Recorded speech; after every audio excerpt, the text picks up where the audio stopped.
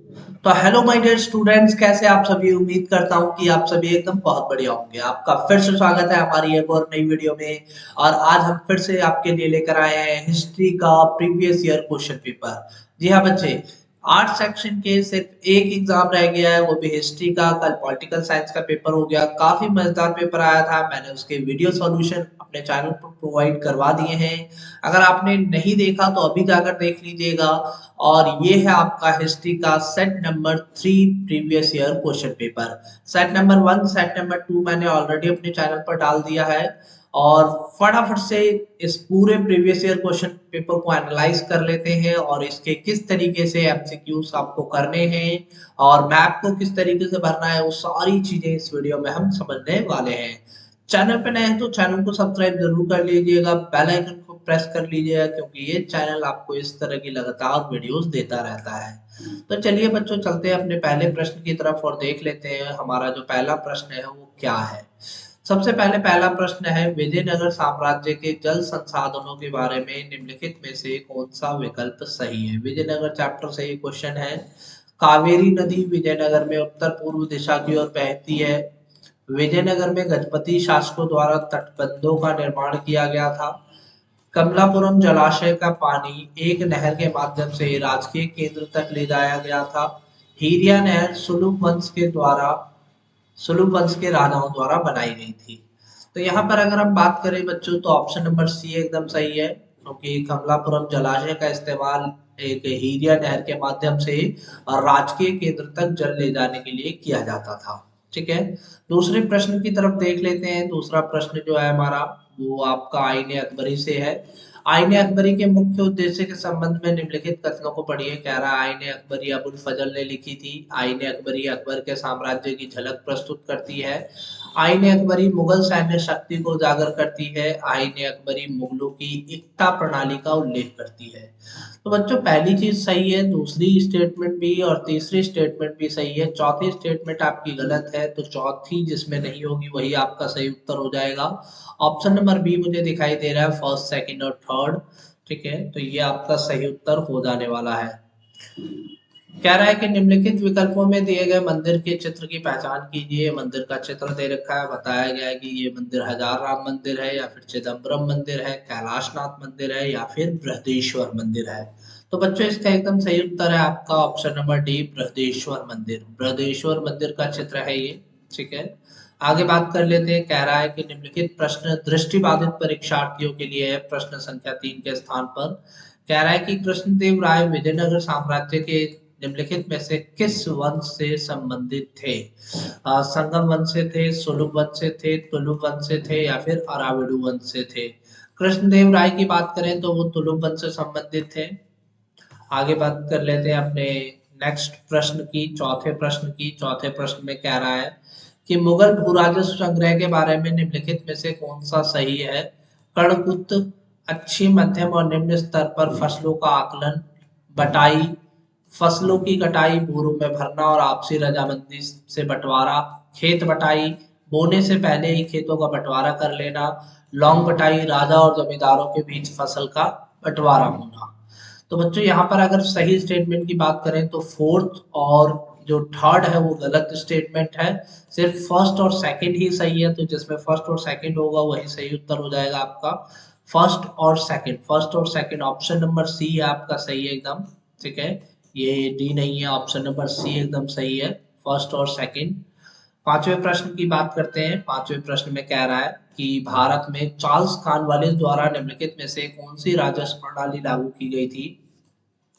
Charles Cornwallis जो है 1792-93 के आसपास थे और ये बंगाल में कार्यरत थे। तो इन्होंने बंगाल के अंदर जमींदारी व्यवस्था को लागू किया था। ऑप्शन नंबर ए इसका एकदम सही उत्तर हो जाएगा। छठे प्रश्न की बात कर लेते हैं। भक्ति संत कराईकाल अम्बैयार के बारे में निम्नलिखित में से कौन से कथन सही है। वे कर्नाटक की एक महिला भक्त थी, वे एक महिला नयनार थी, वे शिव भक्त थी, उन्होंने नल हीरा दिव्य प्रबंधम की रचना की। तो नल हीरा दिव्य प्रबंधम जो है वो एक अलवार ग्रंथ है। ठीक है, और ये कर्नाटक की भक्ति परंपरा नहीं है, तमिलनाडु की भक्ति परंपरा से संबंधित है। सेकंड ऑप्शन और थर्ड यही दोनों सही है, तो second third option number D आपका सही उत्तर हो जाएगा। ठीक है, सातवें प्रश्न की बात कर लेते हैं। सातवें प्रश्न में मार्को पोलो निम्नलिखित में से किस देश से संबंधित था? इटली से है, स्पेन से है, पुर्तगाल से या फिर फ्रांस से है? मार्को पोलो की बात करें तो ये 13वीं सदी का यात्री है और इटली से संबंधित है। ठीक है, इटली से आया था ये। आठवीं की बात करते हैं, निम्नलिखित में से कौन सा बौद्ध साहित्य नहीं है? विनय पिटक और पिटक हैगा, दीपवंश और महावंश भी है, जातक कथाएं और अशोक वदान ये भी है, उत्तराध्यान सूत्र और तत्वार्थ सूत्र ये नहीं है, ये जैन धर्म की पुस्तकें हैं, जैन धर्म का ग्रंथ है। ऑप्शन नंबर डी इसका एकदम सही उत्तर हो जाएगा। अपने अगले प्रश्न की बात कर लेते हैं। अगले प्रश्न पर चलने से पहले अगर आप हमारे चैनल पर नए हैं तो चैनल को सब्सक्राइब जरूर कर दीजिएगा, बेल आइकन को प्रेस कर दीजिएगा, क्योंकि ये चैनल आपको इस तरह की लगातार वीडियोस देता रहेगा। प्रश्न संख्या 9 की बात कर लेते हैं। निम्नलिखित में से कौन सा सबसे प्राचीन राजवंश है? मौर्य, कुषाण, गुप्त या फिर कर्ण? तो सबसे इन चारों में से सबसे पुराना जो है वो मौर्य राजवंश है। ठीक है, मौर्य राजवंश ऑप्शन नंबर ए का एकदम सही उत्तर हो जाएगा। 10वें प्रश्न की बात करते हैं। क्या सिंधु घाटी सभ्यता के बारे में निम्नलिखित कथनों को पढ़िए। आरंभिक और विकसित हड़प्पा संस्कृतियों के निर्वाह के तरीके समान थे। सिंधु घाटी सभ्यता के स्थलों में से एक में बाजरा पाया गया है। पुरातत्वविदों को कालीबंगा में जुताई वाले खेत के प्रमाण मिले हैं। पुरातात्विक प्राणी वैज्ञानिक ने जले हुए अनाजों से आहार की आदतों का पुनर्निर्माण किया है। यहाँ पर फोर्थ सही है, थर्ड भी सही है, सेकंड भी सही है, पर फर्स्ट ऑप्शन यहाँ पर क्या है? गलत है। तो यहाँ पर फर्स्ट नहीं होगा, वही आपका सही उत्तर हो जाएगा। ऑप्शन नंबर बी आपका एकदम सही उत्तर है। 11वें प्रश्न की बात करते हैं। निम्नलिखित विकल्पों में से सुश्रुत संहिता के विषय की पहचान कीजिए। सुश्रुत संहिता नक्षत्र पर लिखती है, गणित पर लिखती है, औषधि पर लिखती है, व्याकरण पर लिखती है। तो सुश्रुत संहिता की बात करें तो ये औषधि वाली पुस्तक है। ठीक है, सर्जरी वगैरह या मेडिसिन वगैरह के बारे में इस पुस्तक में लिखा गया है। ठीक है, 12वें प्रश्न की बात करते हैं। अभिकथन और कारण वाला प्रश्न दे रखा है। अभिकथन में बताया है कि हड़प्पा सभ्यता ने विनिमय बांटों की एक सूक्ष्म प्रणाली विकसित की है, और कारण इसका दे रखा है कि धातु से बने तराजू के पलड़े पाए गए हैं। ऊपर वाली जो स्टेटमेंट है वो तो सही है, पर नीचे वाली जो स्टेटमेंट है धातु के पलड़े नहीं मिले हैं जबकि बाट मिले थे यहाँ पर। तो ऑप्शन नंबर सी आपका एकदम सही उत्तर हो जाएगा, क्योंकि कारण सही है पर अभिकथन सही है पर कारण जो है वो गलत है। अगले प्रश्न की बात कर लेते हैं। 13वें प्रश्न पे। 13वें प्रश्न में कह रहा है कि फर्स्ट बर्नियार के विवरण ने 15वीं शताब्दी के पश्चिमी विचारकों को प्रभावित किया। मॉन्टेस्क्यू ने बर्नियार के वृत्तांत का प्रयोग प्राच्य निरंकुशता के विचार के लिए किया। बर्नियार के विचार को कार्ल मार्क्स ने एशियाई उत्पादन प्रणाली की अवधारणा विकसित करने के लिए किया। बर्नियार के अनुसार मुगल शाही दरबार ग्रामीण समुदायों की अध्यक्षता करता था। तो यहाँ पर फोर्थ स्टेटमेंट, थर्ड स्टेटमेंट और सेकंड स्टेटमेंट सही है, पर फर्स्ट स्टेटमेंट जो है गलत है, क्योंकि 15वीं शताब्दी नहीं था, यहाँ पर 18वीं शताब्दी था। बर्नियार के जो विवरण है वो 18वीं शताब्दी के पश्चिमी विचारकों को प्रभावित करते हैं। तो जिसमें फर्स्ट नहीं होगा वही आपका सही उत्तर हो जाएगा, और ऑप्शन बी मुझे दिखाई दे रहा है, सेकंड, थर्ड और फोर्थ वाला ये एकदम सही उत्तर हो जाएगा। 14 की बात करें तो 1857 के विद्रोह में लखनऊ में किसने नेतृत्व किया? आलमगीर ने, ब्रिटिश कदर ने, नाना साहेब ने या फिर पेशवा बाजीराव? अगर हम लखनऊ की बात करें तो लखनऊ से बेगम हजरत महल इस विद्रोह में शामिल हुई थी, और बेगम हजरत महल के साथ उनका बेटा ब्रिटिश कद्र भी शामिल था। तो ऑप्शन नंबर बी इसका एकदम सही उत्तर हो जाएगा। ये अवध के नवाब वाजिद अली शाह के पुत्र थे। 15वें की बात कर लेते हैं। कह रहा है निम्नलिखित में से चीनी बौद्ध भिक्षुओं में कौन 5वीं शताब्दी में भारत आया था? हिनशांग, फायान, आईशांग या फिर इजिंग? तो इसका सही उत्तर ऑप्शन नंबर बी हो जाएगा। फायान जो है वो 5वीं शताब्दी के अंदर भारत आया था। ठीक है, अगले क्वेश्चन पे चलते हैं। अगले क्वेश्चन में कह रहा है कि रिक्त स्थान की पूर्ति कीजिए। कार्यपालिका को डैश में प्रांतीय विधायिका के लिए पूरी तरह से जिम्मेदार बनाया गया था। पार्लियामेंट सुधार में, गवर्नमेंट ऑफ इंडिया एक्ट में, गवर्नमेंट ऑफ इंडिया एक्ट 1935 में, स्वतंत्र भारत अधिनियम 1947 में। तो ये किसका एक्ट है? ये 1935 का एक्ट है, जब कार्यपालिका को प्रांतीय विधायिका के लिए पूरी तरीके से जिम्मेदार बनाया गया। 17वें प्रश्न की बात करते हैं। कह रहा है निम्नलिखित में से प्राचीन भारत के शासकों का सही कालक्रम कौन सा है? चंद्रगुप्त मौर्य, अजातशत्रु, महापद्म नंद या फिर अशोक? तो यहाँ पर सबसे पुराना जो है वो कौन सा है? अजातशत्रु है। सबसे पहले अजातशत्रु आ जाएगा, फिर सेकंड पे आपका महापद्म नंद आएगा, फिर चंद्रगुप्त मौर्य आएगा और फिर सबसे लास्ट में अशोक आएगा। तो सबसे लास्ट में अशोक जाएगा फोर्थ, और सबसे पहले जो है सेकंड आएगा। सबसे पहले सेकंड आएगा, तो ऑप्शन नंबर डी मुझे दिखाई दे रहा है। ऑप्शन नंबर डी एकदम इसका सही उत्तर हो जाएगा। 18वें प्रश्न की बात करते हैं। निम्नलिखित में से कौन संविधान सभा के अध्यक्ष थे? Doctor B are Ambedkar, Mahatma Gandhi, Sardar Patel या फिर डॉक्टर राजेंद्र प्रसाद? इसका सही उत्तर हो जाएगा डॉक्टर राजेंद्र प्रसाद। ये प्रश्न तो हमने कितनी बार कर लिया है। चैनल पर आगे बढ़ने से पहले अगर चैनल पे नए हैं तो चैनल को सब्सक्राइब जरूर कर दीजिएगा, बेल आइकन को प्रेस कर दीजिएगा। अभिकथन और कारण वाला एक प्रश्न और दे रखा है आपको। यहाँ पर अभिकथन कह रहा है कि जलियांवाला बाग हत्याकांड ने स्वतंत्रता के लिए भारत के संघर्ष में एक महत्वपूर्ण मोड़ को चिन्हित किया। ये बात एकदम सही है।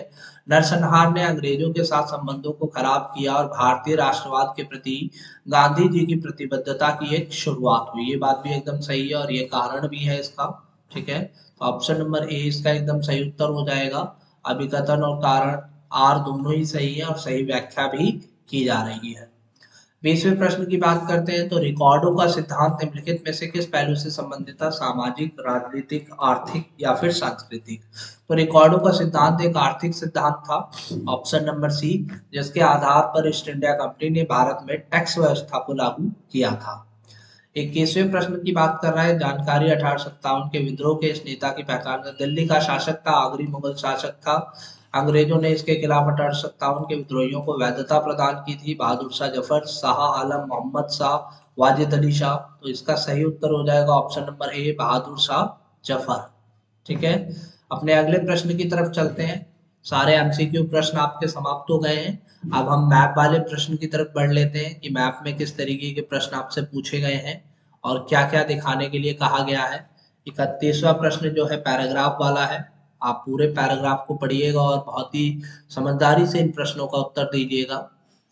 31वां 32वां प्रश्न जो है ये भी पैराग्राफ वाला है आपका।